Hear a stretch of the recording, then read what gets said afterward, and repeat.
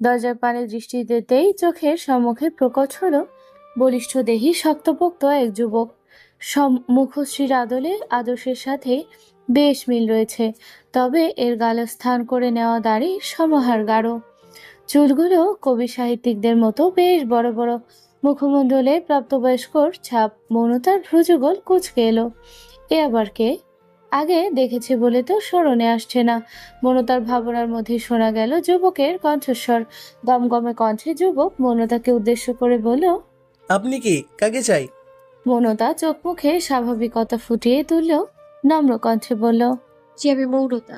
সুলতান আন্টির সাথে দেখা করতে এসেছিলাম। মৌনতার কথা শুনে যুবক একগাল হাসলো। আশেপাশে তাকিয়ে হাস্যোজ্জ্বল চোখ মুখে বলল, আমি আপনার সুলতান আন্টির বড় পুত্র আবির। আপাতত আপনার আন্টি আমাকে বাজার থেকে তরমুজের বদলে বাঙ্গি আনার অপরাধে বাড়ি থেকে তাড়িয়ে দিয়েছে, তাই আপনার সাথে খুব ভালোভাবে সাক্ষাতের সুযোগ পেলাম না, দুঃখিত। এক নিঃশ্বাসে কথাগুলো বলে একটু থামলো আবির। কণ্ঠ কিছুটা খাদে নামিয়ে আবার বলল, আপনি বরং ঘরে ঢুকে মায়ের সাথে দেখা সাক্ষাৎ করুন। আমি তার মধ্যে আপনার আন্টির আদেশ মোতাবেক বাড়ির বাহির থেকে ঘুরে আসি। নিশ্চাত কিছু মুহূর্তের মধ্যেই আমার পিঠে ঝাড়া নয়তো খুন্তি উঠবে। কণ্ঠে তোলা কথাগুলোর কোনো রূপে সমাপ্তি ঘটিয়েই আবির মৌনতার পাশ কাটিয়ে বাহিরে বেরিয়ে গেল। লিফটের পানে না ছুটে হেলে দুলে নামতে শুরু করলো সিঁড়ি বেয়ে। মৌনতা কিঞ্চিত সময় নিয়ে ফেল করে তাকিয়ে রইল আবিরের চলে যাওয়ার পানে। এটা আদর্শের বড় ভাই? কেমন যেন বিশ্বাস করতে কষ্ট হচ্ছে মেয়েটার। দুজনের ব্যবহার আচার আচরণে কি বিশাল পার্থক্য। আবির আজ প্রথম সাক্ষাতে যেভাবে অতি পরিচিত ন্যায় বাক্যালাপ করে গেল আদর্শের আচরণে তা কখনো দেখা যায়নি। আবিরের সাথে কখনো দেখা সাক্ষাৎ না হলেও সুলতানা বেগমের কাছ থেকে মৌনতা বেশ অনেকবার শুনেছে তার বড় ছেলেটা ভীষণ বেসুখ, চটপটে, হাস্যোজ্জ্বল এবং রসিক। তাই বলে এতটা? মৌনতা আর বেশি ভাবলো না। নিজের ভাবনার অবসান ঘটিয়ে ঢুকলো ঘরের ভিতরের দিকে। গলার স্বর একটু বাড়িয়ে ডাক পড়লো, আন্টি, আন্টি। সুলতানা বেগম বেরিয়ে এলেন রান্নাঘর থেকে। এত বছর পরে নিজের চোখের সম্মুখে সুলতানা বেগমকে দেখে আবেগ আপ্লুত হয়ে পড়ল মৌনতা। মহিলা আগে থেকে বুড়িয়ে গেছেন অনেকটা। মুখশ্রীতে বয়সের ছাপ স্পষ্ট। মাত্র এই কয় বছরেই মাথার চুলগুলোতে পাক ধরেছে, চামড়াও ভাঁজ পড়েছে। মৌনতা নিজেকে ধরে রাখতে পারল না, দৌড়ে গিয়ে জাপটে ধরল সুলতানা বেগমকে। উচ্ছ্বসিত কণ্ঠে বলল, আন্টি, আন্টি, কতদিন পর তোমার সাথে দেখা, বলো তো? কেমন আছো তুমি? সুলতানা বেগমও আবেগ আপ্লুত হলেন। ওষ্ঠ ভাঁজে সূক্ষ্ম হাসির রেখা ফুটিয়ে তুলে বললেন, আমি ভালো আছি, তুই কেমন আছিস? মৌনতা সুলতানা বেগমকে ছেড়ে দাঁড়ালো। মহিলার মুখপানে তাকিয়ে বলল, আমি ভালো আছি, কিন্তু তুমি তো বুড়ি হয়ে গেছো আন্টি। সুলতানা বেগম হাসলেন। মৌনতার গাল টেনে বললেন, সময়ের সাথে সাথে পরিবেশ, প্রকৃতি সবকিছুই পরিবর্তন ঘটে। সেখানে আমি তো মানুষ মাত্র, আর তুইও তো বড় হয়ে গেছিস। প্রথম দেখায় আমি একদমই চিনতে পারিনি কিন্তু।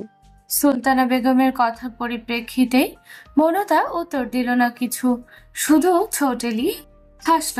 সুলতানা বেগম বসার রুমের সোফায় বসালেন মৌনতাকে। ঝটপট এক বাটি আচার এনে দিলেন মেয়েটাকে। হেসে বললেন, তুই তো আচার ভীষণ পছন্দ করতি, তাই যেদিন শুনেছি তুই ঢাকা এসেছিস সেদিনই আচার বানিয়ে রেখেছিলাম। মৌনতা হাসলো, হাত বাড়িয়ে আচারের বাটি হাতে নিল। কিন্তু মন কি আর তার আচারের মধ্যে আছে নাকি? এসে থেকে বাহিরে বাহিরে যতই উৎফুল্লতা দেখাক না কেন, ভিতরে ভিতরে আদর্শহীনা অস্থিরতায় ভুগছে সে। এসে থেকেও তো আদর্শকে চোখে পড়ল না একবারও। ছেলেটা কি তবে বাড়িতে নেই? সুলতানা বেগমকে জিজ্ঞেস করতেও কেমন ইতস্তত লাগছে মৌনতার। সে আবার কি না কি ভেবে বসে। পরক্ষণেই নিজের মস্তিষ্কের ভাবনার তীব্র প্রতিবাদ জানালো মেয়েটার হৃদয়। তারা এক ক্লাসে পড়াশোনা করে, সে সুবাদেও তো আদর্শের খোঁজ সে নিতেই পারে। এখানে তো ইতস্তত কি আছে? নিজের ইতস্তত বোধকে পাশে ছেড়ে মৌনতা সুলতানা বেগমকে প্রশ্ন করলো, কি আদর্শ কোথায়? ওকে দেখছি না কেন কোথাও। জ্বর এসেছে ছেলেটার, রুমে আছে সে। সুলতানা বেগমের স্বাভাবিক কণ্ঠস্বর, কিন্তু পরক্ষণেই ছটফট করে উঠলেন। হন্তদন্ত হয়ে রান্নাঘরের দিকে যেতে যেতে বললে, দেখেছিস আমি যে রান্নাঘরে রান্না বসিয়ে এসেছি, তা একদম ভুলে বসেছিলাম। তুই বস, আমি আসছি। সুলতানা বেগম চলে গেলেন, তবে মনুতা তার কথা মতো বসে রইল না। হাতের আচারের বাটিটা সামনের টি টেবিলে রেখে উঠে দাঁড়ালো সে। চোখ ঘুরিয়ে খুঁজতে লাগলো আদর্শের কক্ষ। খানিক সময়ের মধ্যে মনুতা খুঁজে পেয়ে গেল ছেলেটার কক্ষ। বাসার সব কক্ষের মধ্যে এক কক্ষের দরজা বন্ধ দেখে মনুতা ধরে নিয়েছে এটা আদর্শেরই কক্ষই হবে। মেয়েটা গিয়ে দাঁড়ালো সে বন্ধ দরজার সম্মুখে। হৃদয়ে অস্থিরতার রেশ এবার যেন আরো বিস্তৃত রূপ ধারণ করেছে। ছেলেটার জ্বর এসেছে, অসুস্থ শুনেই কেমন মনটা ছটফট করে উঠছে মনুতার। আচ্ছা, ছেলেটা কি খুব বেশি অসুস্থ? জ্বর একদম কাবু করে ফেলেছে তাকে। নিজেকে আর নিয়ন্ত্রণে রাখতে পারল না মৌনতা। হাত বাড়িয়ে টোকা দিল আদর্শের কক্ষের দরজায়। প্রথমবারে দরজা না খুলে মেয়েটা আবার ধাক্কা দিল দরজায়। এবার আর বেশি সময় নিল না, মিনিটের মাথায় খুলে গেল দরজাটা। দৃষ্টির সম্মুখে হাজির হলো উস্কো খুস্কো চুলে, পরনে 3 কোয়ার্টার প্যান্ট আর টি শার্ট জড়ানো আদর্শ। জ্বরে দরুন মুখটা শুকিয়ে গেছে বেশ, চোখ দুটোতেও কেমন রক্তে আভা ছেয়ে গেছে। মনুতার কলিজাটা যেন ধক করে উঠল। এ কেমন এলোমেলো রূপ ছেলেটা, যা মুহূর্তেই ঝড় তুলে দিচ্ছে মেয়েটার হৃদয়ে। কোনো পুরুষের এলোমেলো রূপ এটা মাদকপূর্ণ হতে পারে? জানা ছিল না মৌনতার। এলোমেলো দৃষ্টি ফেল মেয়েটা। আমতা আমতা করে বলতে চাইল কিছু একটা, তবে সে সুযোগ আর পেল না। তার আগে আদর্শ হুট করেই মৌনতাকে শক্ত করে জড়িয়ে ধরল নিজের সাথে। মৌনতা চমকালো, ভরকালো, স্তব্ধ হলো। কম্পিত হলো মেয়েটার ছোটখাটো দেহখানা। অজানা অদ্ভুত অনুভূতিতে আবিষ্ট হলো মন প্রাণ। মস্তিষ্ক নিজের থেকে আদর্শকে সরিয়ে দিতে চাইলেও দেহ যেন অবশ হয়ে পড়েছে। চাইলেও সরিয়ে দিতে পারছে না ছেলেটাকে। মিনিট দুয়েক অভাবেই আদর্শ নিজের বাহু বন্ধনে জড়িয়ে রাখলো মৌনতাকে, অতঃপর ছেড়ে দিল। মৌনতা যেন ভাব ছেড়ে বাঁচল। অনুভূতির জ্বরে ভেসে যাওয়া মন প্রাণকে কাবু করতে মরিয়া হয়ে উঠল সে, কিন্তু সে সুযোগটাও আদর্শ দিল না। মৌনতা কিছু বুঝে ওঠার আগেই ছেলেটা নিজের 2 হাত বাড়িয়ে মৌনতার মুখটা নিয়ে নিল হাতের ভাঁজে। একটু ঝুঁকে শব্দ করে টুপটাপ চুমু খেলো মৌনতার নরম 2 গালে। শিউরে উঠল মেয়েটা, বিদ্যুৎ স্পষ্ট লাগলো যেন তার অঙ্গে। মৌনতা তড়িৎ বেগে ছিটকে দূরে সরল আদর্শের থেকে। হতবাক কণ্ঠে বলল, কি করছেন কি? আদর্শের ঘোর কাটলো বোধহয়। বিস্মিত দৃষ্টিতে সে তাকালো মৌনতার পানে। হতবাক কণ্ঠে প্রশ্ন করলো, তুমি আমার কল্পনা নাও? মৌনতা ভ্রু কুচকালো, কপালে ভাঁজ ফেলে শুধালো, আমি আপনার কল্পনা কেন হতে যাব? জেগে জেগে স্বপ্ন দেখছেন নাকি? আদর্শ এবার বিস্তর অপ্রস্তুত হলো। সে কিনা জ্বরের ঘোরে কল্পনা ভেবে মৌনতাকে জড়িয়ে ধরেছে, আবার চুমু খেয়ে ফেলেছে। লজ্জারা হানা দিল মুহূর্তেই। কান লাল হলো আদর্শের। আবার হৃদয়ে কেমন খুশি খুশি অনুভব হচ্ছে। এটা তার জীবনের প্রথম চুমু ছিল, তাও প্রিয় নারীকে। ইস! অপ্রস্তুত ভঙ্গিতে ঠাস করে মনতার মুখের উপরে দরজাটা আটকে দিল আদর্শ।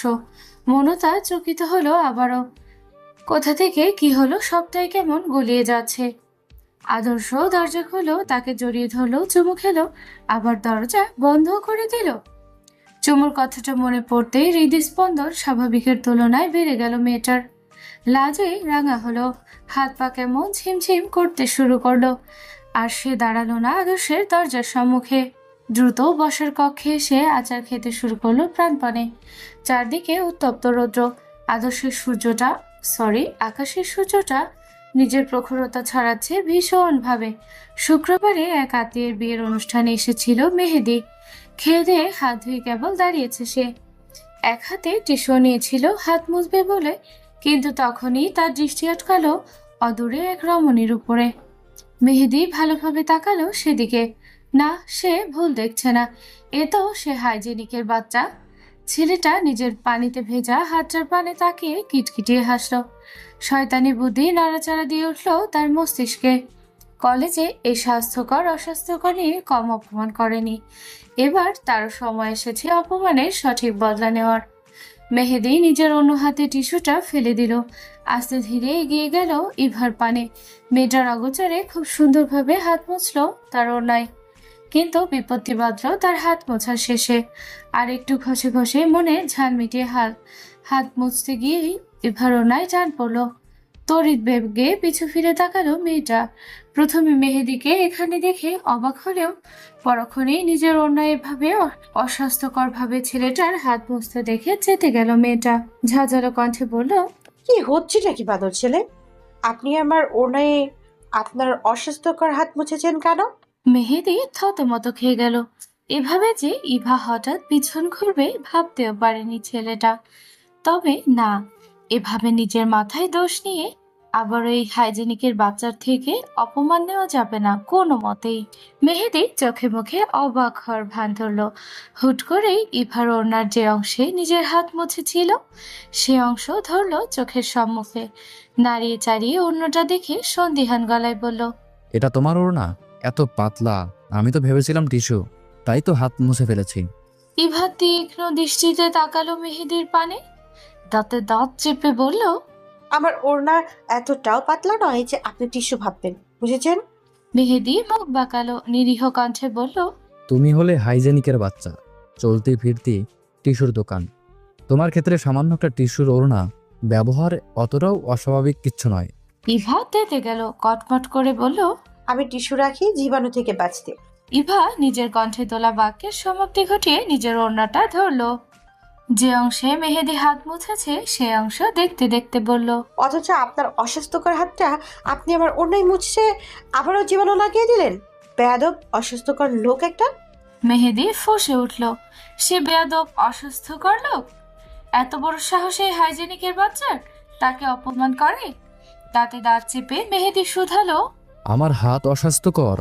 আমার হাতে জীবাণু আছে? ইভা ভেঙচি কাটলো, মুখ বাঁকিয়ে বলল। তা নয় তো কি? মেহেদি দাঁতে দাঁত চেপে ওষ্ঠ প্রসারিত করলো। অতঃপর হুট করে ইভার ওড়নায় হাত মোছার অংশটা টেনে ছিঁড়ে ফেললো মুহূর্তেই। ইভা পকচকালো, ব্যস্ত কণ্ঠে বলল, এটা কি বলেন আপনি? পাগল হয়েছেন? আমার নতুন ওড়না। মেহেদি তার হাতে ধরে রাখা ইভার ওড়নার ছেঁড়া অংশ নিচে মাটিতে ফেললো। সেটার উপর পা রেখে পিষ্ট করলো মনের ঝাল মিটিয়ে। অতঃপর ইভার পানে তাকিয়ে বলল, নাও, পা দিয়ে মারিয়ে তোমার ওড়নায় লেগে থাকা আমার হাতের সকল জীবাণুকে হত্যা করে দিয়েছি। এবার খুশি তো? ইভা যেন বাকশূন্য হয়ে পড়ল। কি বলবে ভেবে পেল না। এইটুকু কারণে এই ছেলেটা তার নতুন ওড়নাটাই ছিঁড়ে নিবে? এখন সে ছেঁড়া ওড়না পরে এই বিয়ে বাড়িতে ঘুরবে কিভাবে? ইভা তার হাত ধরা নিজের চশমা ঠিক করলো বার কয়েক। এরপর তীব্র বেগে চড়া হলো মেহেদির উপর। ঝাঁঝালো কণ্ঠে বলল, আপনি এটা কি করলেন? আমার ওড়নাটা ছিঁড়ে নিলেন? আপনাকে আমি শুধুমাত্র অস্বাস্থ্যকর ভেবেছিলাম। আপনি তো শুধু অস্বাস্থ্যকর নয়, চরম লেভেলের অসভ্য। মেহেদি এবার যেন আকাশ থেকে পড়ল, হতভাগ সুরে বলল, ছি ছি, এসব কি বলছো তুমি? আমি তোমার হয়ে তোমার ওড়নায় থাকা জীবাণুগুলোকে নিজের জীবনের ঝুঁকি নিয়ে হত্যা করলাম, আর তুমি কি আমাকেই অসভ্য উপাধি দিচ্ছ? এর জন্যই মানুষ বলে আজকালকার যুগে ভালো মানুষের ভাত নেই। ইভা যেন মেহেদির কথা শুনে হা হয়ে গেল। ছেলেটা কোথা থেকে কি বললো মাথায় তার কিছুই আটছে না। মেহেদিও মেয়েটার চুপ থাকার সুযোগটাই কাজে লাগালো। ইভাকে একটা ভেঙচি কেটে কোনো রকমে কেটে পড়লো ছেলেটা। এখানে থাকা মানেই এখন বিপদ। এই হাইজেনিকের বাচ্চা নিশ্চয়ই এবার চড়াও হবে তার উপর। তাছাড়া এ তো শুধু হাইজেনিকের বাচ্চা নয়, পাপা কি পারিও বটে। পরে দেখা গেল মেয়েটার ওড়না ছেঁড়ার অপরাধে পাখির মতো পাপা পাপা ধ্বনি তুলে বিয়ে বাড়ি মাথায় তুলল। তখন মেহেদির মান ইজ্জতের কি হবে? তার থেকে বড় মান ইজ্জত নিয়ে আগে ভাগে কেটে পড়া শ্রেয়। কিছুটা সময় অতিবাহিত হলো। ইভা দাঁড়িয়ে রয়েছে বিয়ে বাড়ির এক কোণে। খেতে বসে তার মা বাবাকে হারিয়ে ফেলেছিল সে। পরে বাবার কাছে কল করলে সে বলল তারা খাচ্ছে। সে যেন এক কোণে দাঁড়িয়ে থাকে, খাওয়া শেষ হলেই খুঁজে নিবে তাকে।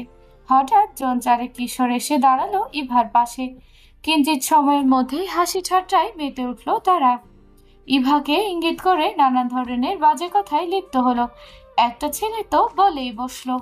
মেয়েটার ফিগার কিন্তু সেই। ইভা শিউরে উঠল, ঘৃণা জন্মালো তার মনে। তবে ভয়ের দরুন বলতে পারলো না কিছুই। পাছে যদি ছেলেগুলো তার উপর চড়াই হয় আরো, তার কোনো ক্ষতি করে দেয়। ইভা টিভিতে দেখেছে শহরের বুকে ব্যাঙের ছাতার মতো গড়ে উঠেছে কিশোর গ্যাং। এরা না কাউকে ভয় পায় আর না বড় ছোট কাউকে মেনে চলে। এদের সাথে অতিরিক্ত লাগতে গেলে রাগে ক্ষোভে এরা পথে ঘাটে উত্ত্যক্তকরণ, ক্ষতি করা, অপহরণ কিংবা খুনের মতো জঘন্য অন্যায় লিপ্ত হতে পর্যন্ত পিছপা হয় না। ইভা ভয়ার্ত চোখে এদিক ওদিক তাকালো। হঠাৎ দেখা মিলল মেহেদির। ছেলেটা এক কোণে দাঁড়িয়ে খড়কে দাঁড়া দাঁত খুঁজছে।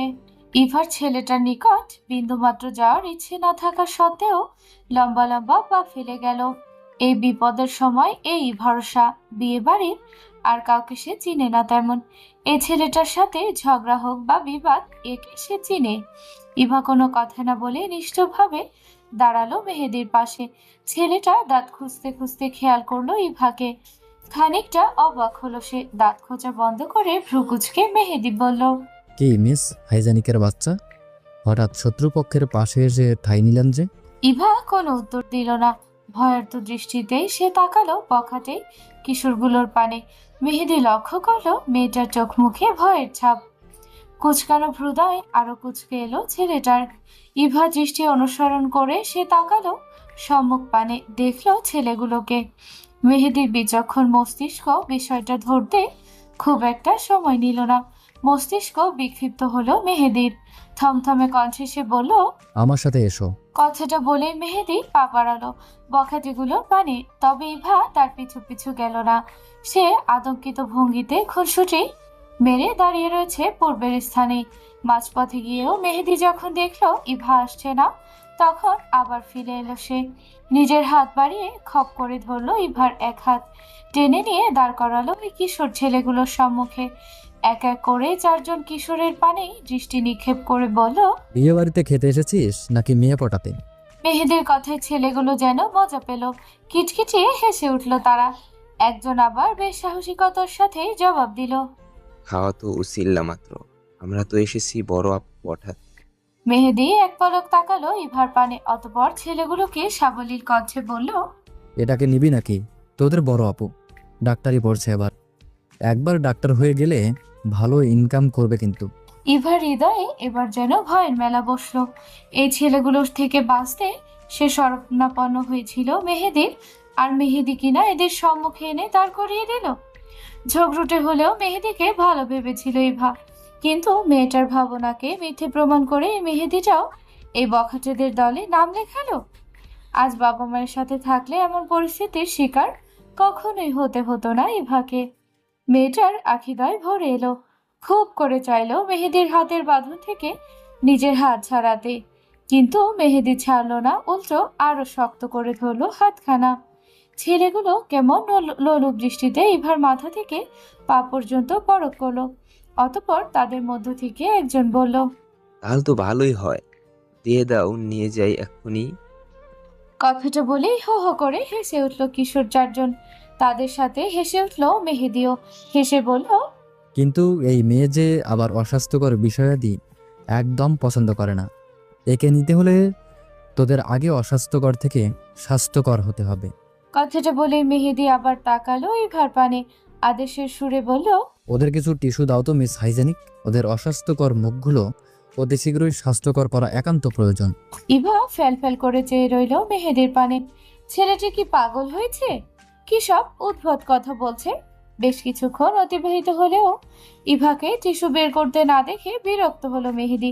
কিছুটা ধমকের সুরে বলল, কি হলো, টিস্যু দিতে বললাম না? ইভা আর দেরি করলো না। কাঁধে ঝুলানো ছোটখাটো ব্যাগ ঘেটে কয়েকখানা টিস্যু বের করে এগিয়ে দিল ছেলেগুলোর পানে। মেহেদিও ছেলেগুলোর পানে তাকিয়ে বলল, এগুলো দিয়ে তাড়াতাড়ি হাত মুখ মুছে নে তোরা। ছেলেগুলো ভ্রু কুচকালো, কিছুটা ক্রোধিত কণ্ঠে বলল, মজা করছিস আমাদের সাথে? মেহেদির দৃষ্টি তীক্ষ্ণ হলো, দাঁতে দাঁত চেপে বলল, মজা তো তোরা করছিস আমাদের সাথে। দ্রুত টিস্যু দিয়ে হাত মুখ মোছ, নয়তো এক্ষুনি বিয়েবাড়ির সব জনগণকে একত্রিত করে একটা একটা করে গণধোলাই খাওয়াবো। চিনিস আমাকে? ছেলেগুলো এবার খানিকটা ভয় পেল। ইভার হাত থেকে টিস্যু নিয়ে দ্রুত হাত মুখ মুছলো। মেহেদি মৃদু থাকলো। থমথমে কণ্ঠে ইভাকে বলল, এবার স্যানিটাইজারও দাও। স্যানিটাইজার দিয়ে হাত মুখ ভালোভাবে পরিষ্কার করুক, বিশেষ করে মুখটা। ইভা আমতা আমতা শুরু করলো। একটু সময় নিয়ে বলল, স্যানিটাইজার পেটে গেলে সমস্যা হতে পারে। হ্যান্ড স্যানিটাইজারের অতিরিক্ত মাত্রায় অ্যালকোহল ও রাসায়নিক দ্রব্য থাকে, যা পেটে গেলে মানুষের স্বাস্থ্যের ক্ষতির কারণ হতে পারে। মেহেদি বাঁকা হাসলো, শান্ত কণ্ঠে বলল, হোক, মরে যা করা। তারপর আমি না হয় পেপারে তুলে দেব বিয়ে বাড়িতে মেয়ে পটাতে না পেরে স্যানিটাইজার খেয়ে 4 কিশোরের আত্মহত্যা।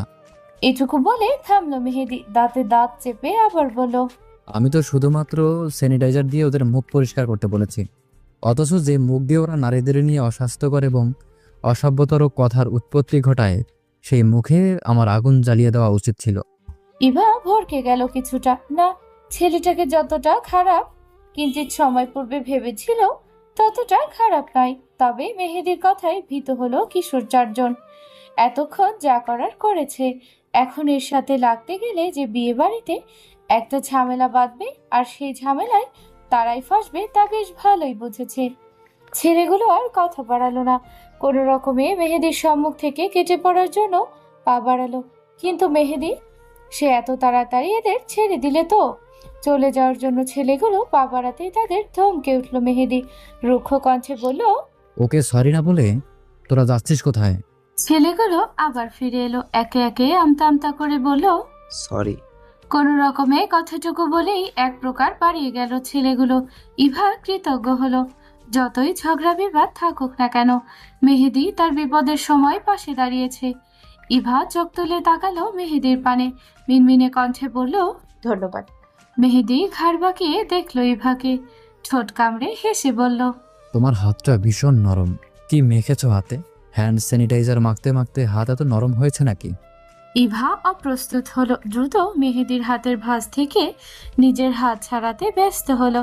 মেহেদিও আর হাত ধরে রাখলো না, ছেড়ে দিল হাতটা। ছাড়া পেয়ে এলোমেলো দৃষ্টি ফেললো ইভা, আমতা আমতা করে বলল, বাবা মায়ের খাওয়া বোধ হয় এতক্ষণে শেষ হয়েছে, নিশ্চয়ই করছে আমাকে। কথাটা বলেই আর সময় ব্যয় করলো না মেয়েটা। আলগোছে হাঁটা ধরলো উল্টো ঘুরে। নতুন দিন, নতুন ভোর, আকাশটাও আজ উজ্জ্বল বেশ।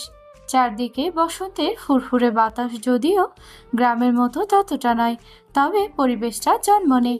আদর্শের শরীর এখন কিছুটা ভালো, তাই আর সে কলেজ কামাই করতে চায়নি। তাছাড়া মনতাকে এক পলক দেখার তৃষ্ণাও তার যে বেজায় কাতর হয়ে পড়েছে ছেলেটা। মনতা সে যে সেদিন গেল তার বাড়িতে, তারপর আর দেখাই নেই। নিজের জ্বরের ঘোরে ঘটানো কাণ্ডে মেয়েটা তার উপর রেগে গেছে কিনা তাও জানা নেই। অবশ্য রাগটা কি খুব অস্বাভাবিক কিছু? এমনি অপরিণত বয়সে সাধিত করা কিছু ভুলের জন্য মেয়েটা এখনো মাপ করেনি তাকে। তার মধ্যে এমন একটা কাণ্ড ঘটিয়ে নিজেই লজ্জিত হয়ে পড়েছে। আর তো মৌনতা আদর্শ আনমনি কথাগুলো নিজের ভাবনায় ধারণ করে হাঁটছিল কলেজ ক্যাম্পাস থেকে। ক্লাসের কাছাকাছি যেতেই দেখা মিলল মৌনতার। আদর্শের মলিন চোখ মুখ কিছুটা চকচক করে উঠল, কিন্তু মেয়েটা তাকে পাত্তা দিল না খুব একটা। ক্লাস থেকে বেরিয়ে সে আদর্শের দিকে আসছিল, কিন্তু ছেলেটার দিকে নজর পড়তে উল্টো ঘুরে গেল। যে পথে এসেছিল সে পথেই আবার ক্লাসে ঢুকলো। আদর্শের সন্দেহ গাঢ় হলো, নিশ্চয়ই সেদিনের ঘটনা আকস্মিক কর্মকাণ্ডের জন্য মেয়েটা রেগে আছে। এক অপরাধের মাপ পেল না এখন অবধি, তার মধ্যে আবার আরেক অপরাধ। ফোঁস করে একটা নিঃশ্বাস ফেললো ছেলেটা, লম্বা লম্বা পা ফেলে এগিয়ে গেল সে ক্লাসের পানে। ক্লাসে ঢুকে নজর ঘুরিয়ে দেখলো চারপাশটা। মনতা মাঝখানের দিকের একটা বেঞ্চে বসে রয়েছে চুপচাপ, তার সম্মুখের সিটে বসা পিউ, তবে পাশের সিটটা খালি। আদর্শ গিয়ে দাঁড়ালো মনতার পাশে, শান্ত কণ্ঠে বলল, তোমার সাথে আমার কাছে কথা আছে মনতা, একটু বাইরে এসো। মৌনতা আড়ষ্ট হলো। আদর্শকে অবলোকনেই চোখের সম্মুখে ভেসে উঠল সেদিনের সে জড়িয়ে ধরা আর চুমো দৃশ্য। লাজে রক্তি মাফা ছড়িয়ে পড়ল মেয়েটার চোখে মুখে। তারও তো ওটা প্রথম প্রিয় পুরুষের সংস্পর্শে আসা ছিল, প্রথম চুমু ছিল। আচ্ছা, এখন মৌনতার কি করা উচিত? আদর্শ হয়তো তার প্রথম অনুভূতি প্রিয় পুরুষ, কিন্তু ছেলেটার সাথে তার প্রেমময় কোনো সম্পর্ক নেই তো। তাহলে কি ওই চুমুর অপরাধে ছেলেটার 2 গালে 2 চড় থাপ্পড় লাগিয়ে দেওয়া উচিত কি? হয়তো তাই। একজন নারী হিসেবে তার সাথে অসভ্যতা করার অপরাধে আদর্শকে ভীষণ শাস্তি দেওয়া উচিত। কিন্তু মনতার মন যে তাতে সায় দিচ্ছে না। সে কিশোরী বয়সের ন্যায় উতলা হয়ে উঠেছে হৃদয়, আরো বেশি সান্নিধ্য চাইছে আদর্শের। মস্তিষ্ক বলছে, ভালোবাসা হলো সর্পের ন্যায়, যার দংশনে দহন নিশ্চিত। আবার মস্তিষ্কের বাণীকে হেসে উড়িয়ে দিয়ে মন বলছে, ভালোবাসা হলো হৃদয়ে তোলপাড় জাগানো এক সুখময় অনুভূতি, যে অনুভূতি সর্পের দর্শনের ব্যথার চেয়েও সুখদানে সচেষ্ট। এ কেমন দোটানা, এ কেমন জ্বালা। নিজ হৃদয় এবং মস্তিষ্কের যুদ্ধে যেবার দিশেহারা হয়ে পড়েছে মেয়েটার ছোট্ট হৃদয়। আদর্শ বেশ কিছুক্ষণ সময় নিয়ে অপেক্ষা করলো মনতার জবাবের আশায়, কিন্তু মেয়েটা কোনো উত্তরই দিল না। তার সাথে কথা শুনতে না চাইলেও তো তেতে উঠে ঝাঁঝালো কণ্ঠে বলবে, আমি আপনার কোনো কথা শুনতে চাইছি না। আদর্শ বুঝে নিবে তার উপরে মনতার ক্রোধের পরিমাণ।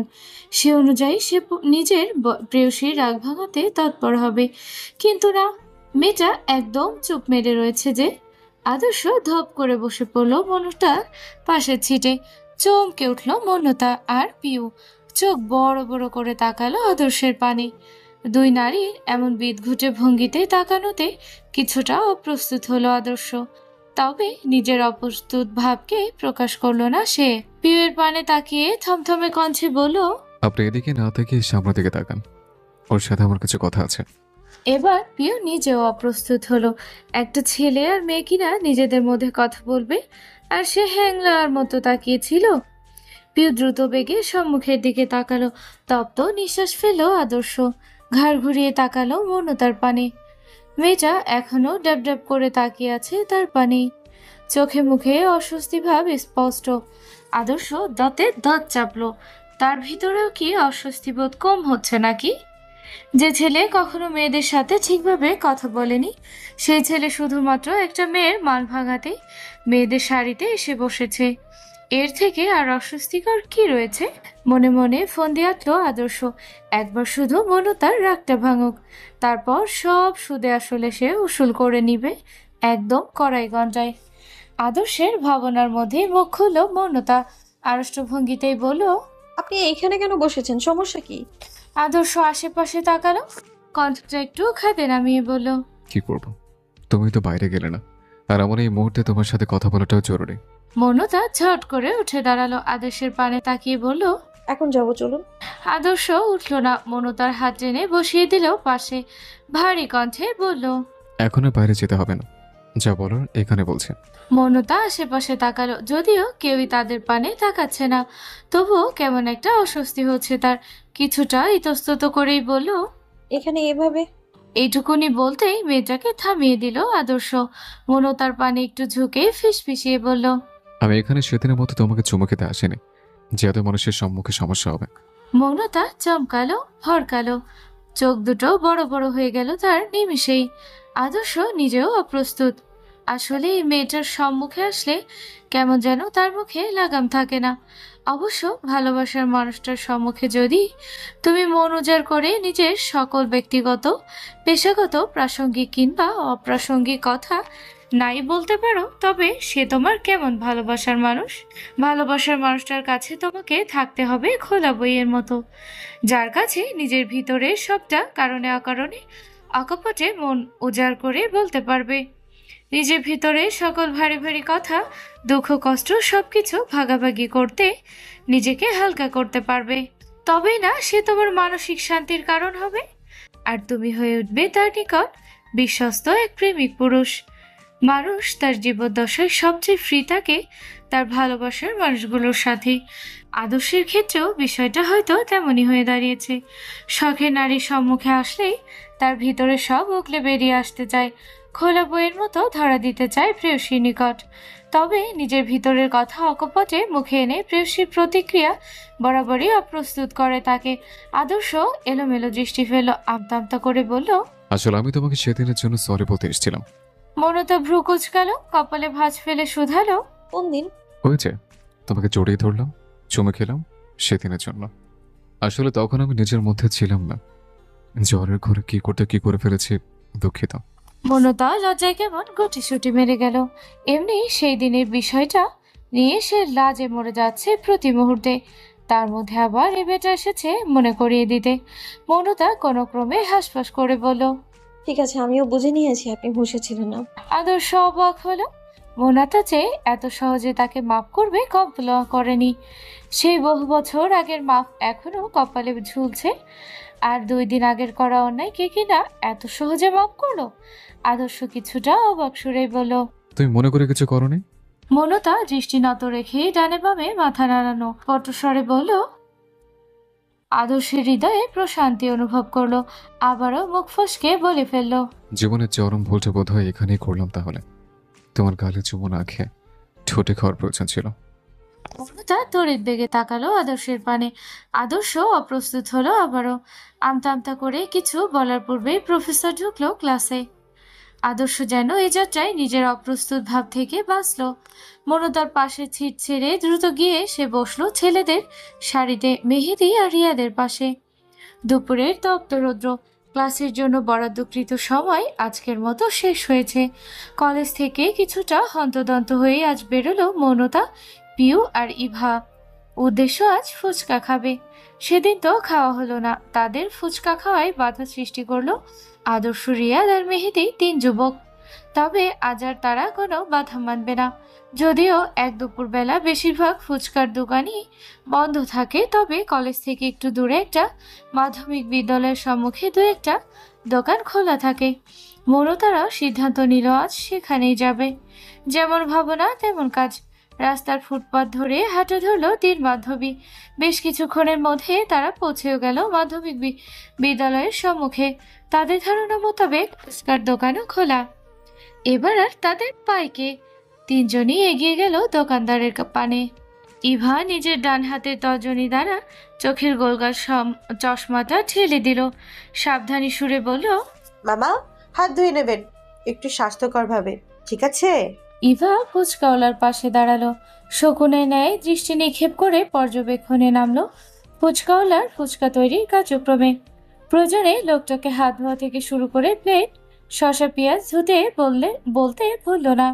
যদি মেয়েটা পারতো তবে হয়তো ফুচকা এবং ফুচকার মশলাগুলোও ধুয়ে নিতে বলতো। ফুচকাওয়ালা বেজায় বিরক্ত হলো, ভীষণভাবে বলতে ইচ্ছে হলো, আপনারা যান, আপনাগো কাছে ফুচকা বেচুম না। কিন্তু অর্থের মায়ায় তাও বলতে পারল না। ইদানিং বাজারে দ্রব্যমূল্যের যে ঊর্ধ্বগতি, এ সময়ে নিম্ন আয়ের মানুষজনের নিকট 5 টাকাও স্বর্ণের ন্যায়। ইভার দিক নির্দেশনা মেনেই ফুচকাওয়ালা 3 প্লেট ফুচকা বানিয়ে দিল 3 বান্ধবীর হাতে। মনতা এবং পিউ 2টো চেয়ার টেনে বসে ফুচকা খাওয়ায় উদ্যোগ নিল। তবে ইভা বসলো না, দাঁড়িয়ে দাঁড়িয়ে পর্যবেক্ষণ শুরু করলো ফুচকার প্লেটটা। কিঞ্চিত সময় নিয়ে প্লেট পর্যবেক্ষণ শেষ হলে সে মনতার পাশের চেয়ারে বসতেই দোকানে দেখা মিলল আদর্শ, মেহেদি এবং রিয়াদের। দোকানে ঢুকে মুখ বাঁকালো মেহেদি, ইভার পানে তাকিয়ে তিরস্কার করে বলল। সূর্য আজকে কোন দিক থেকে উঠেছে? হাইজেনিকের বাচ্চার যে আজ আনহাইজেনিক স্থানে দেখা মিলছে।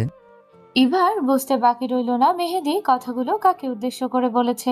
তবে মেয়েটা উত্তর দিল না কেন। তার এই মুহূর্তে ধ্যান জ্ঞান যে সব ফুচকার ভিতরে। এত বড় হয়েছে কিন্তু বাবার চাপে পড়ে এখনো ফুচকার স্বাদ নিতে পারেনি। এর থেকে আফসোসের আর কি হতে পারে। ইভা প্লেট থেকে একটা ফুচকা হাতে তুলে মুখে পুরল। বাহ, কি স্বাদ! টক আর ঝালের মিশ্রণে সত্যি অভূতপূর্ণ এক স্বাদের উৎপত্তি ঘটিয়েছে। আর সেই স্বাদ থেকে কিনা এত বছর বঞ্চিত ছিল ইভা। আহ, ভাবতেই আফসোস হচ্ছে। মেহেদি ভ্রু কুচকালো। সে যে এত বড় একটা কথা বলল, মেয়েটা উত্তর দিল না কেন?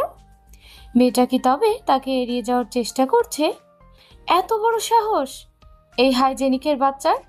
মেহেদি একটা চেয়ার টেনে ধপ করে বসে পড়ল ইভার পাশে। আদর্শ এবং রিয়াদও ইতিমধ্যে মৌনতা এবং পিওর পাশে বসে পড়েছে। মেহেদি তীক্ষ্ণ দৃষ্টিতে তাকালো ইভার পানে, নাক মুখ কুচকে শুধালো। স্বাস্থ্যকর আপা, হঠাৎ অস্বাস্থ্যকর খাবার খাচ্ছেন কেন? ইভা আরেকটা ফুচকা মুখে পুড়তে পুড়তে জবাব দিল। লোভে পড়ে। মেহেদি অবাক হলো, যেন অবাক সুরে বলল। তুমি হাইজেনিকের বাচ্চা, পাপা কি বাড়ির সাথে সাথে একটা লোভী মহিলাও? জানা ছিল না তো। মেহেদির কথা ইভা তার পানে তাকালো এক পলক, অতঃপর আবার মনোযোগ দিল ফুচকায়। এদিকে আদর্শ চুপচাপ বসে আছে মনতার পাশে, তাকিয়ে দেখছে মনতার পানে। মেয়েটাকে যত দেখে ততই যেন তৃষ্ণা বেড়ে যায়। ইচ্ছে করে পুতুলের সর্বক্ষণ দৃষ্টির সম্মুখে বসিয়ে দেখে যেতে পারত, তবে বোধহয় হৃদয় একটু শান্তি লাগতো। মনতা আর চোখে বার কয়েক তাকালো ছেলেটার পানে। বিচক্ষণ ভঙ্গিতে অবলোকন করলো ছেলেটা তার পানে তাকিয়ে আছে নাকি ফুচকার পানে। পরে দেখা যাবে ফুচকার দিকে লোভ দিয়ে দিবে আর তার পেট খারাপ করবে। না, অত ঝুঁকি নিয়ে কাজ নেই। আদর্শ যেদিকে তাকিয়ে থাক না কেন, তাকে মনতার ফুচকা সাধা উচিত। অন্তত ভদ্রতার খাতিরেও সাধা উচিত। মনতা নিজের ফুচকার প্লেট এগিয়ে দিল আদর্শের পানে। নমনীয় কণ্ঠে বলল, নিন খান। জ্বরের তেজে মুখের অবস্থা কাহিল আদর্শের। রুচি একদম নেই। ঝালযুক্ত খাবার মুখে পুলে জিহ্বা ছেদ করে ওঠে। খাওয়ার কোনো ইচ্ছে না থাকা সত্ত্বেও একটা ফুচকা তুলে মুখে পুরল আদর্শ। যতই হোক প্রেয়সী, সেধেছে তাকে আর ফেরানো যায়? তবে ফুচকা মুখে দিয়ে বাঁধল প্রধান বিপত্তি। জিহ্বায় যেন আগুন জ্বলে উঠল মুহূর্তেই। প্রেয়সীকে ফিরিয়ে না দিতে পারলেও এবার জিহ্বা ফিরিয়ে দিতে চাইছে তার ফুচকাকে। এত ঝাল! নাকের জলে চোখের জলে একাকার অবস্থা। তবুও মুখ থেকে ফুচকা ফেলল না আদর্শ। জিহ্বার বিপক্ষে গিয়ে ভালোভাবে না চিবিয়ে গিলতে নিলে বাধ্য গলায় খুক খুক করে কেসে উঠল ছেলেটা। হকচকিয়ে উঠালো মৌনতা। ফুচকার প্লেট রেখে ব্যস্ত হলো ছেলেটাকে নিয়ে। দ্রুত নিজের ব্যাগ ঘেটে একটা মিনারেল ওয়াটারের বোতল বের করে বাড়িয়ে দিল আদর্শের পানে। ছেলেটা লুফে নিল বোতলটা। বোতলের ছিপি খুলে তড়িৎ বেগে গলায় পানি ঢাললো, তবুও যেন স্বস্তি পেল না। কাশি থামলো না আদর্শের। রিয়াদ হাতছাড়া করতে চাইল না এই মুহূর্তটা। বন্ধু মরুট কিন্তু তার আগে প্রেমটা হোক তার। রিয়াদ ব্যতিব্যস্ত হলো, তবে এগিয়ে গেল না আদর্শের পানে, বরং মৌনতার পানে তাকিয়ে বলল, ওর মাথায় আর পিঠে হাত দিয়ে আলতোভাবে চাপড় দাও। মৌনতা ভ্রু কুচকালো। রিয়াদকে বলতে উদ্যত হলো, আপনি দিন। কথাটা বলতে গিয়েও থেমে গেল মৌনতা। আদর্শের কাশি আরো বেড়ে গেছে। চোখ দুটো বড় বড় করে ফেলেছে। ছেলেটা কি ইচ্ছে করে কাশি বাড়িয়ে দিল নাকি? মাত্রই তো কম কাশি ছিল। চোখ দুটো ঠিকঠাক ছিল না। অত ভাবার সময় নেই। আগে আদর্শকে ঠিক করা প্রয়োজন। মৌনতা একজন ভবিষ্যৎ ডাক্তার। একজন ডাক্তারের প্রধান ধর্ম হলো কোনো ধরনের বাছবিচার না করে আগে তার সম্মুখে থাকা রোগীর চিকিৎসা দেওয়া, অতঃপর অন্য কিছু। মৌনতা আর ভাবল না, কিন্তু ইতস্তত বোধ নিয়েই হাত রাখলো আদর্শের পিছে। আলতোভাবে চাপড় দিতে দিতে বলল, ঠিক হয়ে যাবে, ঠিক হয়ে যাবে। রিয়াদ হাসলো আদর্শের পানে তাকিয়ে। সকলের অগোচরে চোখ মেরে বাঁকা হাসলো। অতঃপর তাকালো পিউয়ের পানে। মেয়েটা নিতান্তই ভীষণ লাজুক। এই যেই তার পাশে এসে একটু বসেছে বলেই কেমন আড়ষ্ট ভঙ্গিতে মাথা নিচু করে বসে রয়েছে। রিয়াদ গলা খাকারি দিল। পিউকে আর একটু আড়ষ্টতম বাঁধতে বলল, আমি কি একটু ফুচকা নেব তোমার প্লেট থেকে? সত্যি সত্যি মেয়েটা আড়ষ্ট হলো। এভাবে কেউ কিছু চাইলে ফিরিয়ে দেওয়া যায়? তা যদি হয় আবার খাবার কিছু। এলোমেলো দৃষ্টি ফেলল পিউ। হাতের প্লেটটা রিয়াদের পানে একটু এগিয়ে দিয়ে বলল, নিন। রিয়াদ মুচকি হাসলো। হাত বাড়িয়ে একটা ফুচকা নিল প্লেট থেকে। আর মেহেদি, সে তীক্ষ্ণ দৃষ্টিতেই অবলোকন করছে আদর্শ আর রিয়াদের কার্যকলাপ। ভাবে সাবে ভালো ঠেকছে না একটা বারো। তার বন্ধু দুটোই কি অবশেষে নারী চক্রে ফেসে গেল? বন্ধুদের নিয়ে গভীর চিন্তায় মগ্ন হলো মেহেদি। আনমনে ইভার প্লেট থেকে একটা ফুচকা তুলে মুখে পড়ল। সাথে সাথেই তার উপর ধেয়ে এলো ঘূর্ণিঝড়ের প্রকোপ। ইভা তেতে উঠল টর্নেডোর ঘূর্ণন বাতাসের ন্যায়। ঝাঁঝালো কণ্ঠে বলল, এই আনহাইজেনিকের বাচ্চা আমার ফুচকা কেন নিলেন, তাও হাত না ধুয়ে? মেহেদি চমকালো। ভরকে গিয়ে তাকালো ইভার রণচণ্ডী ধারণ করা রূপের পানে। মনে হচ্ছে মেয়েটা এখন ফুচকা না খেয়ে ওকেই চিবিয়ে খেয়ে ফেলবে। আমতা আমতা শুরু করলো মেহেদি। কোনো রকমে মুখের ফুচকাটা চিবিয়ে চিবিয়ে গিলল। স্বাদটা ভালো আর একটা খেতে ইচ্ছে হচ্ছে। মেহেদি বেহায়ের মতো প্লেট থেকে আরেকটা ফুচকা হাতে তুলে নিল। জোরপূর্বক হেসে বলল, একটা খেলে নাকি পানিতে পড়ে, তাই আরেকটা নিলাম। ইভা অগ্নিদৃষ্টিতে তাকালো মেহেদির পানে। দাঁতের দাঁত চেপে বলল, বেহায়া, অস্বাস্থ্যকর, অসভ্য বদমাইশ ছেলে। মেহেদি তাড়াতাড়ি হাতের ফুচকাটা মুখে পড়ল। আবারও মেয়েটার প্লেটের পানে হাত বাড়িয়ে বলল, আরেকটা নেই? ইভা মুখ ঝামটা দিল মেহেদিকে। উল্টো ঘুরে লুকিয়ে ফেললো ফুচকার প্লেটটা। আগে ফুচকাগুলো শেষ করা যাক, তারপর না হয় এটাকে দেখা যাবে। নয়তো এই বদ ছেলেটাই তার সব ফুচকা শেষ করে দিবে। ইভা ঘুরে যেতেই মেহেদি অসহায় দৃষ্টিতে তাকালো মেয়েটার পানে। বার কয়েক উকি ঝুঁকি মেরে হতাশ কণ্ঠে ফুচকাওয়ালাকে বলল, মামা, আমার জন্য 1 প্লেট ফুচকা বানান। রাতের আধারে সিক্ত চারিপাশ। তবে শহরের বুকটা প্রজ্বলিত কৃত্রিম আলো ঝলকানিতে যানবাহনের বিরক্তিকর ধ্বনি কিছুটা কমতে শুরু করেছে, যদিও পুরোপুরি কমেনি এখনো। মৌনতা বসে রয়েছে তার পড়ার টেবিলে, মন দিয়ে পড়ছিল। হঠাৎ করেই তার টেবিলে রাখা মোবাইলটা প্রবল ঝংকার তুলে বেজে উঠল। মৌনতার মনোযোগে ব্যাঘাত ঘটল। বইয়ের থেকে দৃষ্টি সরিয়ে মোবাইলের দিকে তাকালো, দেখলো আদর্শের নামটা জ্বলজ্বল করছে দৃঢ় অক্ষরে। মৌনতার হৃদয়টা যেন ধক করে উঠল। ছেলেটা সেদিনের পর অনেকবার কল করেছে, কিন্তু মৌনতা নিজের লজ্জায় আর ধরেনি আদর্শের কল। কিন্তু আজকের বিষয়টা ভিন্ন। দিনের অর্ধভাগ আজ তারা একসাথেই কাটিয়েছে। মৌনতার খুব ইচ্ছে হলো আদর্শের কল ধরতে, একটু কণ্ঠস্বর শুনতে ছেলেটার। এবার নিজের ইচ্ছাকে প্রাধান্য দিল মেয়েটা। কলটা রিসিভ করলো সে, মোবাইলটা কানের কাছে নিয়ে নম্র কণ্ঠে বলল, আসসালামু আলাইকুম। মৌনতার সালাম প্রদানের প্রায় সাথে সাথেই ওপাশ থেকে ভেসে এলো আদর্শের কণ্ঠস্বর। কিছুটা উৎফুল্ল কণ্ঠে সে বলল, ওয়ালাইকুম আসসালাম। যাক, অবশেষে ধরলে আমার কল। মৌনতা অস্ফুট কণ্ঠে উত্তর দিল, হুম, কি করছিলে? পড়ছিলাম।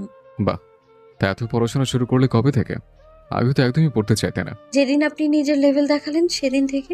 মৌনতার উত্তর শুনে চুপ হয়ে গেল আদর্শ। হাসলো মৌনতা, তাচ্ছিল্যের স্বরে বলল, কি চুপ হয়ে গেলেন যে? দীর্ঘশ্বাস ফেলো আদর্শ, মলিন কণ্ঠে বলল, আমি জানি অতীতে আমি ভুল করেছি, সে ভুল কি মাফ করা যায় না মনতা?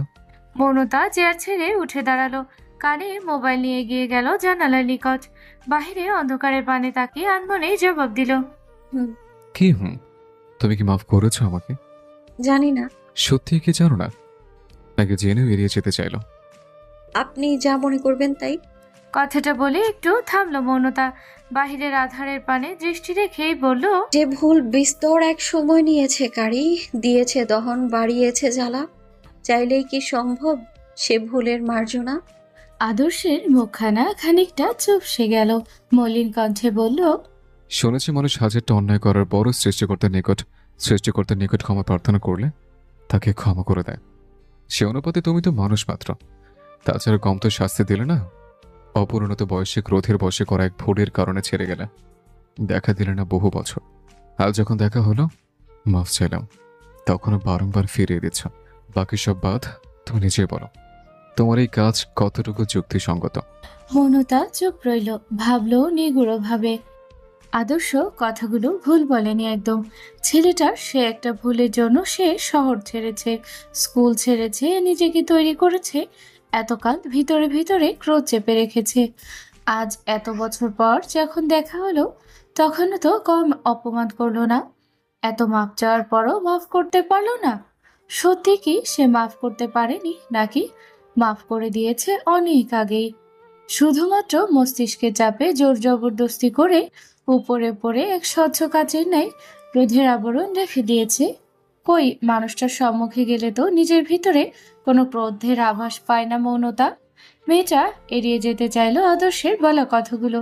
কথা ঘুরিয়ে বলল, আপনার শরীর কেমন? জ্বর কমেছে? আদর্শ মৃদু হাসলো, ঠোঁট কামড়ে উত্তর দিল, তুমি জানো মেয়ে, প্রিয় নারীর স্পর্শেও পুরুষের শরীরে জ্বরের আভাস ঘটে। সে হিসেবে আমি এখন জ্বরে আক্রান্ত, ভীষণভাবে আক্রান্ত। মৌনতার কলিজাটা মচড়ে উঠল। প্রিয় নারী? আদর্শের হৃদয়ে তবে কি অন্য কারোর বসবাস? সে ভালোবাসে অন্য কাউকে? মৌনতার হৃদয়টা কেমন হাহাকার করে উঠল। প্রথম অনুভূতি ভাঙার দহন আবারও গ্রাস করলো মেয়েটাকে। আখি পলক ভারী হলো। সে আর কথা বলতে চাইল না আদর্শের সাথে। কোনো ক্রমে বলল, রাখছি, ঘুম পাচ্ছে আমার। এত তাড়াতাড়ি ঘুমাবে? এখনো তো। মৌনতা কলটা কেটে মোবাইল বন্ধ করে দিল। আর শুনল না আদর্শের কথা। হৃদয়ে তার আবারও ঝড় উঠেছে, সেই বহুদিন আগের ন্যায়। কান্না পাচ্ছে ভীষণ, তবে কান্না করলেই তো আবার শ্বাসকষ্ট হবে। মৌনতা কাঁদতে চাইল না, মনকে বোঝাতে ব্যতিব্যস্ত হলো। সে ভালোবাসতো আদর্শকে, আদর্শ তো তাকে ভালোবাসতো না। কখনো বলেনি ভালোবাসি, সেও তো কখনো বলেনি। তাহলে সে কোন আশায় বুক বেঁধেছিল? এখন ছেলেটার হৃদয়ে অন্য কেউ থাকতেই পারে। এ তো আদর্শের কোনো অপরাধ নয়, বরং এ অপরাধ তার একতরফা ভালোবাসার অপরাধ। ব্যস্ত শহরের ব্যস্ত সকাল, ঘুম থেকে উঠেই জনমানব ছুটেছে তার রুজি রোজগারের যোগান দিতে। যানবাহনগুলো রাতে নিস্তব্ধ শহরকে চনমনে করে তুলতে নেমে পড়েছে ইতিমধ্যে। রিয়াদ হাতে একটা প্যাকেট নিয়ে দাঁড়িয়ে আছে পিউয়ের বাসার সামনের দিকটায়। সেদিন মেয়েটার পিছু নিয়ে চিনে গিয়েছিল বাসাটা, কিন্তু মেয়েটা এখনো কেন আসছে না? রিয়াদ খানিক পর পর হাত উঁচিয়ে ঘড়ি দেখছে। কলেজে ক্লাস শুরু হওয়ার বাকি এখনো 30 মিনিট। এই মেয়েটাও কি এখনোই হাইজেনিকের বাচ্চা নেই, সময়জ্ঞান সম্পর্কে সচেতন হয়ে পড়েছে? ওই মেয়েটার মতো এটাও কি এখন ক্লাস শুরু হওয়ার 5 মিনিট আগে আসবে মাত্র? রিয়াদের ভাবনার মধ্যে বাসা থেকে বেরিয়ে এলো পিউ। কাঁধে কাঁধ ব্যাগটা ঝুলিয়ে বেশ ধীর গতিতেই এগিয়ে আসছে সে। রিয়াদের ওষ্ঠে হাসি ফুটল। একটু এগিয়ে সে নিজে গিয়ে দাঁড়ালো পিউয়ের সম্মুখে। সম্মুখে হঠাৎ কারো দেহ লাগোয়া উপস্থিতি অনুভবে চমকালো পিউ। আখিদয় তুলে তাকালো সম্মুখের মানবের পানে। রিয়াদকে দেখতে পেয়ে কপালে ভাঁজ পড়ল কিঞ্চিত। ছেলেটার নিকট থেকে 2 কদম দূরে সরে শুধালো, এভাবে পথ আগলে দাঁড়িয়েছেন কেন? রিয়াদ হাসলো। হাতে এতক্ষণ বহন করা প্যাকেটটা এগিয়ে দিল পিউয়ের পানে। সলজ্জিত ভঙ্গিতে বলল, আপনার রিটার্ন গিফট। পিউ ধরলো না প্যাকেটটা, ভ্রু কুঁচকে শুধালো, কিন্তু আমি তো আপনাকে রিটার্ন গিফটের আশায় গিফট করিনি। আমি শুধু শুধু কারো ধার বাকি রাখতে চাইনি। গিফটের ক্ষেত্রে ধার বাকির প্রসঙ্গ আসছে কোথা থেকে? রিয়াদ মাথা চুলকালো, আমতা আমতা করে বলল, আসলে সেদিন আমি খারাপ ব্যবহার করেছিলাম। বললে না তুমি আমাকে শার্ট দিয়েছিলে, তুমি হয়তো পরবর্তীতে ওটা গিফট বলে এড়িয়ে যেতে চেয়েছিলে, কিন্তু ওটা তো গিফট ছিল না, ওটা ছিল আমার জন্য তোমার ক্রোধ থেকে কেনা। তবুও আমি ফিরিয়ে দিতে পারিনি শার্টটা, রেখে দিয়েছি নিজের কাছে। কিন্তু আমি তোমার নিকট থেকে রাগ ক্ষোভ কিংবা বিরক্তি থেকে কিছুই চাই না। তুমি কখনো গিফট দেওয়ার হয় তবে খুশি মনে দিও, আমি গ্রহণ করব। নতুবা সেই গিফটের ধার বাকি পরিশোধের উদ্দেশ্যে আমি বারবার রিটার্ন গিফট নিয়ে তোমার সম্মুখে দাঁড়াবো। পিউ শুনল রিয়াদের কথাগুলো। কেমন একটা ভালো লাগায় আবিষ্ট হলো মেয়েটার হৃদয়। ছেলেটা ভীষণ সুন্দর, গুছিয়ে কথা বলতে পারে। আচ্ছা, এ ছেলেটা কোনো লেখক, সাহিত্যিক না হয়ে ডাক্তারি পড়তে কেন এসেছে? পিউ পলক ঝাড়তে তাকালো রিয়াদের পানে। না, একে ডাক্তারি পেশায় একদম মানাবে না। একে তো ওই কবি সাহিত্যিকেই বেশ মানাতো। নিজের এতগুলো বাক্য ব্যয়ের প্রেক্ষিতে পিউকে এভাবে মৌনতা অবলম্বন করতে দেখে ভ্রু কুঁচকালো রিয়াদ। আবারও সে হাতের প্যাকেটটা এগিয়ে দিল পিউয়ের পানে, তাড়া দিয়ে বলল, এটা নিব, কলেজে যেতে হবে তাড়াতাড়ি, ক্লাস শুরু হয়ে যাবে যে। পিউয়ের ইস্তস্তত লাগছে। এভাবে একজন পুরুষের থেকে মাত্র কয়েকদিনের পরিচয়ে উপহার গ্রহণ নিতান্তই অস্বস্তিকর, কিন্তু ছেলেটাও নাছোড়বান্দা। উপহারটা গ্রহণ না করলে পিছু ছাড়বে বলে মনে হচ্ছে না। পিউ হাত বাড়িয়ে হাতে নিল রিয়াদের দেওয়া প্যাকেটটা, না খুলেই বলল, কি আছে এতে? বাসায় গিয়ে দেখবে। পিউ আর প্রশ্ন করলো না। রাস্তায় দাঁড়িয়ে প্যাকেটটা খুলে উপহার দর্শনেরও উপায় নেই। ওদিকে কলেজের সময় হয়ে যাচ্ছে, তার থেকে বরং বাড়িতে গিয়ে দেখা যাবে। পিউ প্যাকেটটা নিজের কাঁধ ব্যাগে রাখলো। অতঃপর রিয়াদের পাশাপাশি হাঁটা ধরলো কলেজের উদ্দেশ্যে। আদর্শ ক্লাসে বসে রয়েছে, বারংবার উকি ঝুঁকি মেরে দেখছে ক্লাসের দরজার পানে। মনতা আসেনি এখনো। এই কখন ক্লাসে এসে বসে রয়েছে আদর্শ, অথচ মেয়েটার খোঁজ খবর নেই। কাল হঠাৎ কি হলো, কলটা কেটে দিল। তারপরে প্রায় সারা রাত ছেলেটা মনতার নাম্বারে কল করে গেছে অনবরত, কিন্তু বারংবারই এক সুমিষ্ট কণ্ঠের অধিকারী নারী তাকে বিদঘুটে বাক্যে জানিয়েছে, প্রিয়সীর নাম্বার বন্ধ। আদর্শ জানে কাল ওই সময়ে মনতা ঘুমায়নি, কিন্তু হঠাৎ কল কেটে মোবাইল বন্ধ করে দেওয়ার সঠিক কারণ খুঁজে পাচ্ছে না ছেলেটা। তার যদি কোথাও ভুল থেকে থাকে তবে বকুক, গালমন্দ করুক, কিছুক্ষণ ঝগড়া করুক কিংবা চিল্লাচিল্লি করুক, তা না করে এভাবে হুট করে কল কেটে হৃদয়ে ঝড় তোলার কোনো মানে আছে? আদর্শের ভাবনার মধ্যে হঠাৎ তার ক্লাসেরই একটি মেয়ে এগিয়ে এলো তার পানে। অতি আধুনিক পোশাকে ঢাকা তার অঙ্গ, যদিও আধুনিক পোশাকের উপরে একটা শুভ্র রঙা এপ্রন জড়ানো রয়েছে, তবে বক্ষভাগ খোলা। চোখ মুখেও ভীষণ সাজসজ্জার ছাপ, পরিপুষ্ট মেকআপে। মেয়েটি হুট করে আদর্শের সম্মুখে হাঁটু গেড়ে বসে পড়ল। একখানা চকচকে লাল গোলাপ হাতে ধরে ভীষণ আবেগী কণ্ঠে শুধালো, I love you, will you love me? অর্থাৎ আমি তোমাকে ভালোবাসি, তুমি কি আমাকে ভালোবাসবে? আশপাশ থেকে কিছু ছাত্রছাত্রীদের আবার কিছুটা চিল্লানো স্বরে শোনা যাচ্ছে। সে ইয়েস, সে ইয়েস। এই ছাত্রছাত্রীরা নিশ্চয়ই এই অতি আধুনিক নারীর বন্ধু বান্ধব হবে। আদর্শে চোখ মুখ কুঁচকে এলো। তার সাথে মাত্রই ঘটা ঘটনাটা ওই টিভি সিরিয়াল কিংবা পশ্চিমাদের প্রেম নিবেদনরত ধরন ব্যতীত কিছুই মনে হলো না। এই ধরনের কার্যক্রম আদর্শ আগে দেখেছে পশ্চিমাদের বিভিন্ন সিরিজ, শো কিংবা মুভিতে। আজ অবশ্য এই রীতিনীতি শুধুমাত্র পশ্চিমাদের মধ্যেই সীমাবদ্ধ নেই, দারুণভাবে ছড়িয়ে পড়েছে বাঙালিদের মধ্যেও।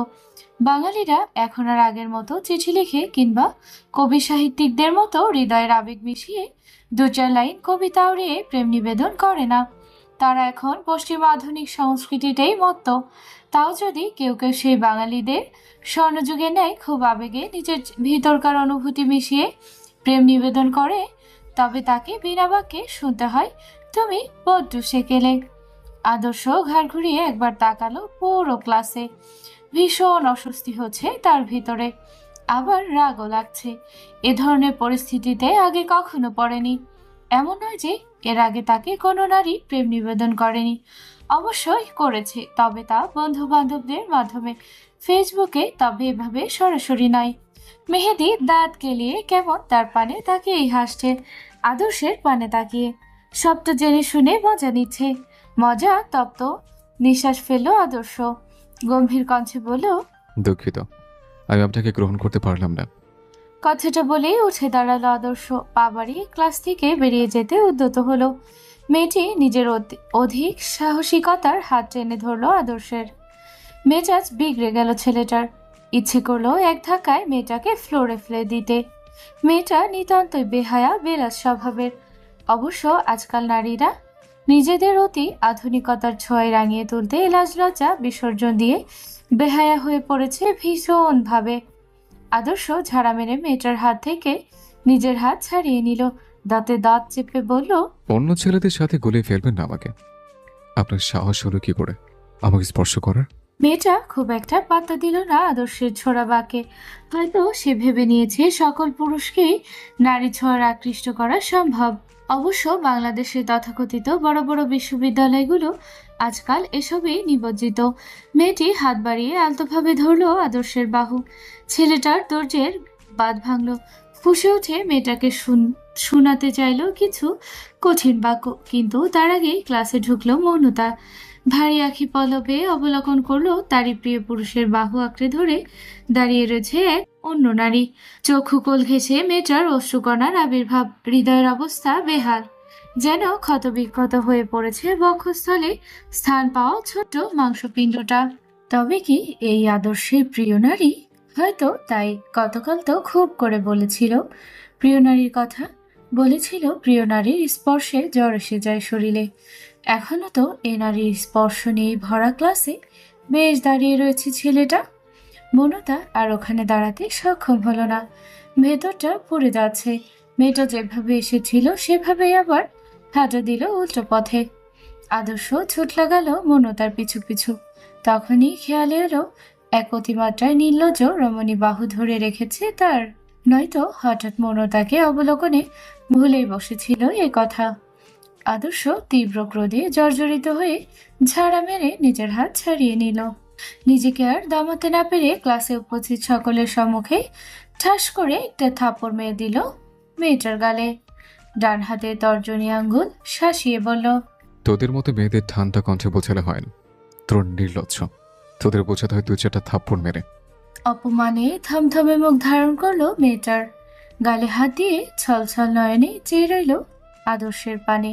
হয়তো কিছু বলতে চেয়েছিল, তবে আদর্শ তাতে পাত্তা দিল না খুব একটা। তার হাতে সময় নেই। মনুতা কোথায় গেল খুঁজতে হবে এখন। মেয়েটা তাকে ভুল বুঝেছে কি? আদর্শ স্পষ্ট দেখেছে মৌনতার হৃদয় অশ্রুসিক্ত। একটা ভুলকে সম্পূর্ণরূপে বিরাট করতে পারল না আদর্শ। এর মধ্যে আবার আরেকটা ভুল বোঝাবুঝির সূত্রপাত। এর দিক কিভাবে সামাল দিবে সে। ক্লাস থেকে হন্তদন্ত হয়ে বেরিয়ে গেল আদর্শ। এদিক ওদিক খুঁজলো মেয়েটাকে, কোথাও পেল না। এইটুকু সময়ের মধ্যে কোথাও উদয় হয়ে গেল। পকেট থেকে মোবাইল বের করে কল করলো মৌনতার নাম্বারে। বরাবরের মতো এবারও বন্ধ বলছে। আদর্শের বিগড়ানো মেজাজ আরো বিগড়ে যাচ্ছে। মেয়েটা পেয়েছে কি তাকে? হুটহাট মোবাইল কেন বন্ধ রাখতে হবে? আদর্শ অস্থির হলো। একবার ভাবলো মৌনতার বাড়িতে যাবে, পরক্ষণে নিজেকে দমন করলো আবার। মেয়েটা যেখানে যাক ক্লাসে তো ফিরতে হবে আবার তাকে, তাই না? আর একটু পরেই ক্লাস শুরু হবে। আদর্শ আবার হন্তদন্ত হয়ে ছুটে গেল ক্লাসের পানে। অধীর আগ্রহে অপেক্ষায় মত্ত হলো মৌনতার। মৌনতা কলেজ থেকে বেরিয়ে বাড়িতে যায়নি আর।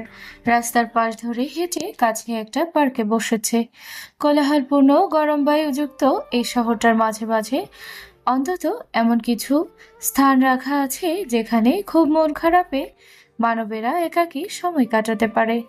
নিজের অজান্তেই মৌনতার চোখে অশ্রুধারার সমাবেশ। বারবার চোখের সম্মুখে ভেসে উঠছে ওই দৃশ্যটা। আদর্শের হাত চেপে দাঁড়িয়ে রয়েছে অন্য নারী। মৌনতার কষ্ট হচ্ছে ভীষণ।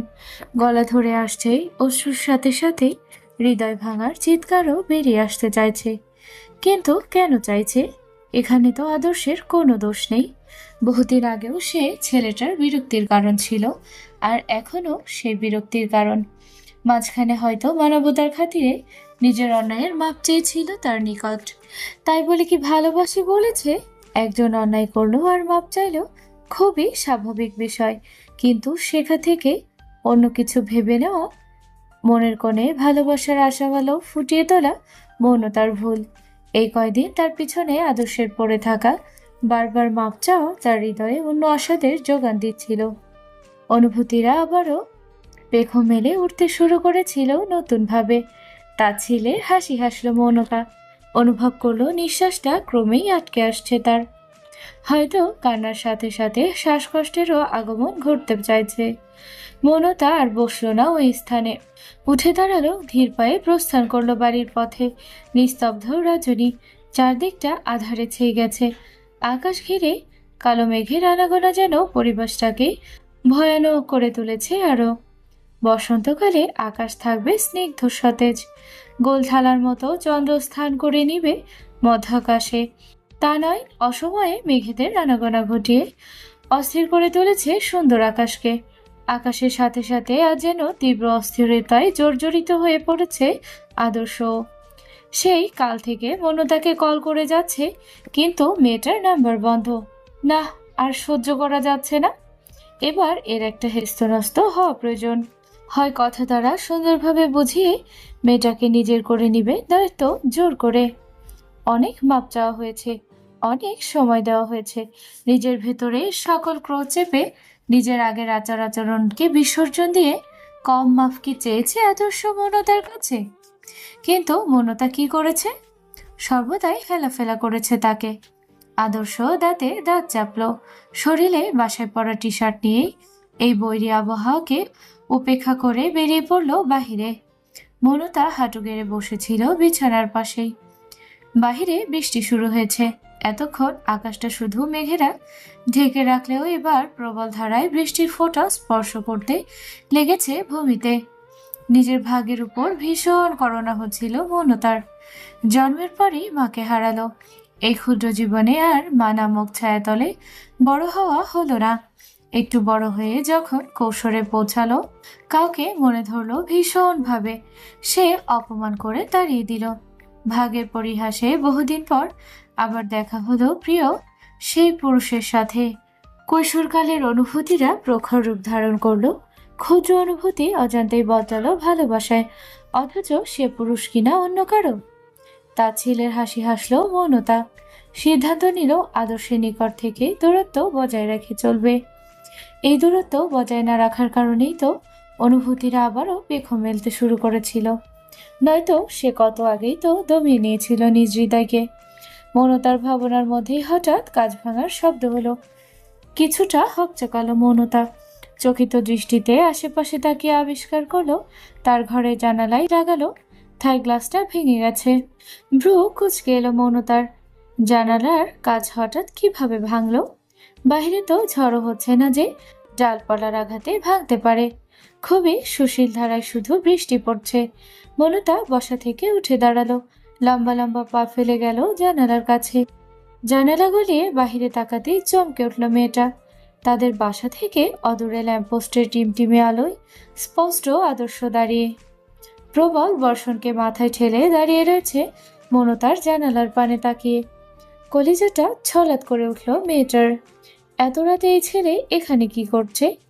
আর বৃষ্টিতেই বা ভিজছে কেন? এই তো কেবল জ্বর থেকে উঠল ছেলেটা। মনতা অস্থির হলো, চিন্তিত হয়ে পড়ল ভীষণভাবে। বেমালুম ভুলে গেল একটু আগে তার নেওয়া সিদ্ধান্ত, আদর্শের থেকে দূরে থাকতে হবে। উল্টো সে এখন ছুটল আদর্শের নিকট যাওয়ার উদ্দেশ্যে।